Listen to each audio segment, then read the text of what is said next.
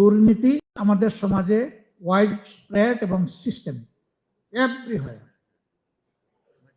এমনকি মাঝে মাঝে বিস্মিত হই, আল্লাহ আমাদেরকে মাফ করুন, মসজিদের ইমাম মসজিদ নিয়ত করতে গিয়েও সেখানেও নাকি এই ধরনের কিছু লেনদেন করা লাগে। এই সমাজ কোথায় গিয়ে পৌঁছেছে? এখন আমরা দুর্নীতি দমনের জন্য কি করি?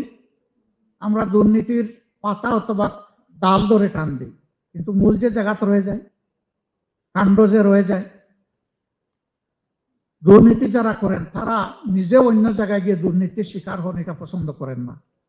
তার মানে হচ্ছে সবাই দুর্নীতিকে ঘৃণা করে, কিন্তু নিজের জায়গাটায় নিজে লোভ সামলাতে পারে না, অথবা সিস্টেম তাকে বাধ্য করে, দুইটার একটা।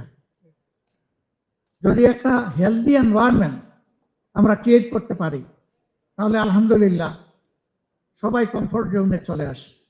আপনি ব্যবসা করে আনন্দিত, আরেকজন শিক্ষকতা করে আনন্দিত, এমনকি রাস্তায় যিনি পরিচ্ছন্নতা কর্মী তিনিও একটা প্রেস্টিজের সাথে তার দেশে তিনি সার্ভিস প্রোভাইড করেন। সবার জায়গায় সবাই নিরাপদ হবে, সন্তুষ্ট থাকবে। আমাদের থার্ড ফোকাস হচ্ছে justice everywhere for everyone.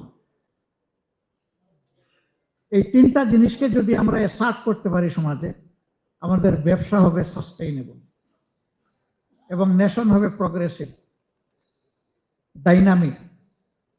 Minimum এই তিন জিনিস যদি আমরা সমাজে অ্যাসার্ট করতে না পারি, এটা বিশ্বাস করার কোনো কারণ নাই যে এই সমাজ ভালোর দিকে আগাবে, বরঞ্চ আরো খারাপের দিকে যাবে। আপনি আমি আমার সন্তানের মৃত্যু যেমন নিজের চোখের সামনে বরদাস্ত করতে পারি না, দেশের অর্থনীতি সহ নীতিবোধের মৃত্যু আমরা বরদাস্ত করতে পারবো না।